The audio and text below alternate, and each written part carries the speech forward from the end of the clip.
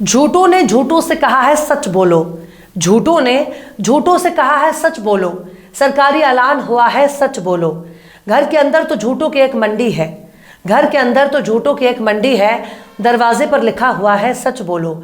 सलाम, नमस्ते, सत श्री अकाल। मैं हूं आपके साथ हर्षिता मिश्रा और आप देख रहे हैं टाइम्स मेल। इस वक्त पूरे देश में राम भक्तों की सरकार कायम करने की मुहिम चल रही है।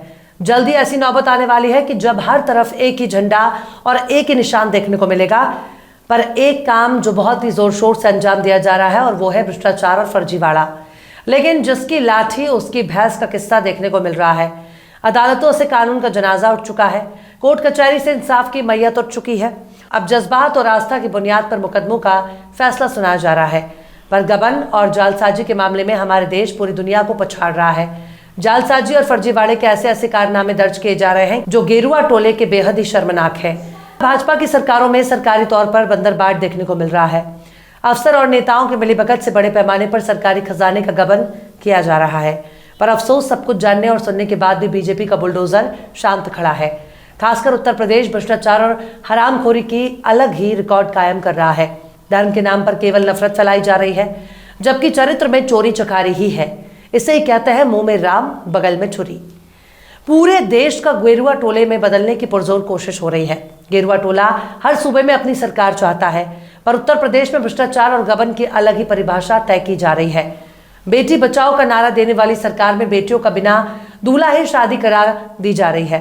मतलब खुद को वरमाला पहना दो और खुद ही मांग भर लो। पति केवल कागजों में दर्ज है, क्योंकि जनता की गाड़ी कमाई बेईमान नेता और अफसरों की जेब में जा रही है। कहीं शादी के पैसे हासिल करने के लिए भाई बहन से शादी कर ली, कहीं बहू को बेटी बताकर शादी करा दी गई, तो कहीं दुल्हन को स्टील के जेवर थमा दिए गए। पर यह तो कुछ भी नहीं है। हाल के चंद सालों के दौरान यह भी देखा जा रहा है कि शादीशुदा जोड़ों की शादी भी सरकारी योजना के तहत करा दी गई। कई मामले तो ऐसे सामने आए हैं जिन लड़कियों की शादी करा दी गई वो अभी भी अपने घर में कुंवारी कन्या बनकर रह रही हैं। मतलब सारा पैसा डकार गए पर अभी भी कुंवारी है। तमाम मामलों में मिलीभगत और फर्जीवाड़े पाए गए हैं। आए दिन कोई ना कोई फर्जीवाड़ा सामने आ रहा है, जिसमें पता चलता है कि सामूहिक विवाह के पैसे डकार लिए गए, जबकि शादी में बहुत बड़ा फर्जीवाड़ा हो रहा है। मतलब योगी जी के राज में झोल है, झमेला है, खेल है, खेला है। अब उत्तर प्रदेश के बलिया की घटना ही देख लीजिए। मुख्यमंत्री सामूहिक विवाह योजना में फर्जीवाड़े का खुला खेल फर्रुखाबादी चल रहा है। बलिया में 25 जनवरी को 568 जोड़ों की शादी कराई जाती है, लेकिन बड़ी तादाद ऐसे दुल्हनों की मौजूद है जिनकी शादी बिना दूल्हे के करा दी गई। अब इसका वीडियो भी वायरल हो रहा है, जिसमें कुछ दुल्हनें खुद ही वरमाला पहन ले रही हैं। मीडिया रिपोर्ट्स में पता चला कि इनमें कई सारी लड़कियां घूमने फिरने के लिए आई थी, जिन्हें पैसे का लालच देकर सामूहिक विवाह योजना में फर्जी तरीके से बचा दिया गया, ताकि कागजों में गिनती हो जाए और सरकारी खजाने से पैसे हड़प लिए जाए। फिलहाल पुलिस ने समाज कल्याण विभाग के 2 सहायक विकास अधिकारी और जिला समाज कल्याण विभाग के पटल अधिकारी समेत 15 लोगों को गिरफ्तार किया है। पर यह तो कुछ भी नहीं। भाजपा के राज में जब तक भ्रष्टाचार सिर चढ़कर नहीं बोलता, तब तक बड़े से बड़ा गबन अधूरा लगता है। बलिया की घटना तो कुछ भी नहीं है, क्योंकि सोनभद्र में इससे भी शानदार तरीके से गबन की वारदात को अंजाम दिया गया। सोनभद्र में दुल्हन को चांदी के पायल और बिछिया देने के बजाय स्टील और गिलट थमा दिया गया, जिसके बाद सोनभद्र में विवाह योजना में घोटाले की गंध आने लगी। उत्तर प्रदेश सरकार के समाज कल्याण राज्य मंत्री संजीव गौड़ ने कहा है कि मामले की जांच कराई जा रही है। जिस ठेकेदार के जरिए ये सब सप्लाई किया गया है, उनका ठेका निरस्त करवाकर सभी लाभार्थियों को फिर से सभी सामान दिया जाएगा। ठेकेदार के खिलाफ कड़ी कार्रवाई की जाएगी। पर सवाल है कि बाबा का बुलडोजर कहाँ है? क्या ठेकेदार दूसरे ग्रह से आया है? ठेकेदारों पर ज्यादा प्रभाव भाजपा के नेताओं का होता है, या फिर यूं कहें कि भाजपा के नेताओं को ही अक्सर ठेकेदारी करने का मौका मिलता है। ऐसे में क्या बाबा का बुलडोजर इन बेईमान ठेकेदारों पर नहीं चलेगा? अभी तक तो बुलडोजर गायब ही है, पर यह तो कुछ भी नहीं है। मीडिया में छपी खबरों की पड़ताल करने पर पता चला है कि बीते साल दिसंबर में भाई बहन ने पैसे के लालच में आपस में ही शादी कर ली। कई शादीशुदा जोड़े भी फर्जी तरीके से सामूहिक विवाह योजना में रजिस्ट्रेशन करवाकर दोबारा शादी कर ली। पर साहब, ये तो कुछ भी नहीं।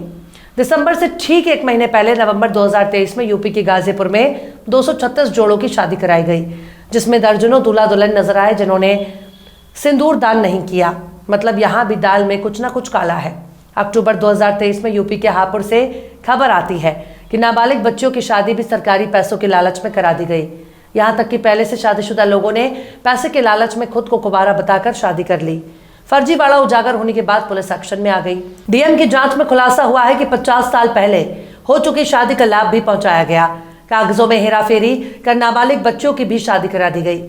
पर यह तो कुछ भी नहीं। सितंबर 2023 में गाजियाबाद से भी शादी घोटाला सामने आया, जिसमें पता चला कि बहू को बेटी बना दिया गया और बच्चे को दूल्हा बनाया गया।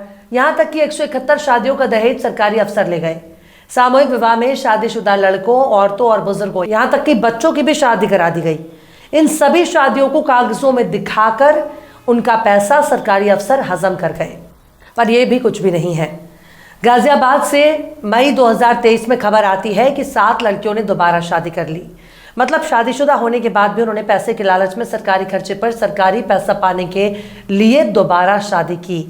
क्या इसकी जानकारी सरकार अफसरों को नहीं थी, या फिर बिना जांच के ही इनकी शादी करा दी गई? पर साहब, सब कुछ लक्ष्मी का खेल है, जिसे पाने के लिए सब कुछ मुमकिन है। पर यह भी कुछ भी नहीं। मार्च 2021 में बलरामपुर से खबर आती है कि शादीशुदा जोड़ों की फिर से शादी करा दी गई, जबकि उनकी शादी करीब 4 साल, 10 साल और 15 साल पहले हो चुकी थी। शादी के दौरान दुल्हन बनी आरती ने बताया कि चंवई गांव की रहने वाली है और उसकी शादी 4 साल पहले हो चुकी है, जबकि दूल्हा बने राजू ने बताया कि योजना बहुत अच्छी है और उनका विवाह 15 साल पहले हो चुका है। मुहूर्त न होने और खरमास की वजह से स्थानीय पंडितों, पुरोहितों ने इसका विरोध भी किया था, लेकिन अफसरों ने आनंद फानंद में शादी करा दी। पर यह तो कुछ भी नहीं है। अगर मीडिया रिपोर्ट्स पर नजर डाली जाए तो हर महीने इस तरह की घटनाएं सामने आ रही है, जिसमें पता चलता है कि मिली भगत से सरकारी योजना में गबन किया जा रहा है। सब कुछ साठगांठ से ही हो रहा है। बिना मिली भगत भ्रष्टाचार होता ही नहीं। मतलब सब कुछ सरकारी अफसरों की साठगांठ से हो रहा है। पर यूपी में सब चंगासी। भाजपा के लिए उत्तर प्रदेश में सरकार बनाना ही एक वरदान है, क्योंकि उत्तर प्रदेश में सबसे ज्यादा लोकसभा सीटें हैं। ऐसे में दिल्ली पहुंचने का रास्ता यूपी से होकर गुजरता है। अब बनारस में आलमगिरी मस्जिद, जिसे ज्ञानव्यापी मस्जिद कहा जाता है, उसमें पूजा पाठ शुरू हो गई है। बाबरी मस्जिद अब अतीत के किस्से कहानियों में शुमार हो गई। भाजपा पूरे देश में विपक्ष का सफाया कर रही है। सिर्फ एक ही ईमानदार पार्टी बची है, जिसका नाम है भाजपा। बड़े बड़े नेता बड़े बड़े कांड करके भी बहुत ही आसानी से बच सकते हैं, बस खतरा महसूस होने पर भाजपा ज्वाइन कर ले। भाजपा इस वक्त शुद्धिकरण की मशीन बन चुकी है, जिसमें एक तरफ दागदार नेता घुसते हैं और दूसरी तरफ बिल्कुल बगुला की तरफ साफ सुथरे होकर निकलते हैं। बाकी तो आप खुद ही समझदार हैं। बहरहाल, चलते चलते आखिर में सिमाम अकबराबादी ने भी क्या खूब फरमाया है। उम्र दराज मांग के लाई थी 4 दिन, उम्र दराज मांग के लाई थी 4 दिन, 2 आरज़ू में कट गए 2 इंतजार में। फिलहाल इस वीडियो में बस इतना ही। ये वीडियो आपको कैसा लगा कमेंट बॉक्स में आप जरूर बताइएगा। वीडियो पसंद आए तो लाइक करें। हमारे वीडियो लिंक को फेसबुक, ट्विटर, व्हाट्सएप पर अपने रिश्तेदार, यार, दोस्तों को भी शेयर करें। और बेबाक, निष्पक्ष, स्वतंत्र पत्रकारिता को सपोर्ट करने के लिए आप हमारे चैनल टाइम्स मेल को जरूर से सब्सक्राइब करें। और हाँ, बेल आइकन की घंटी वाली बटन भी आप जरूर से दबा दें, ताकि आपको हमारे आने वाले नए वीडियो की नोटिफिकेशन फौरन ही मिल जाए। फिर मिलते हैं किसी और वीडियो में एक नई खबर के साथ। हर्षिता मिश्रा को दीजिए इजाजत। जय हिंद। तो देख लिया आपने हमारे इस वीडियो को। हमें उम्मीद है कि आपने हमारे वीडियो को लाइक किया होगा और दूसरों को भी शेयर किया होगा। अगर अभी तक आपने हमारे चैनल टाइम्स मेल को सब्सक्राइब नहीं किया है तो जल्दी से सब्सक्राइब कर दें और बेल आइकन भी प्रेस कर दें।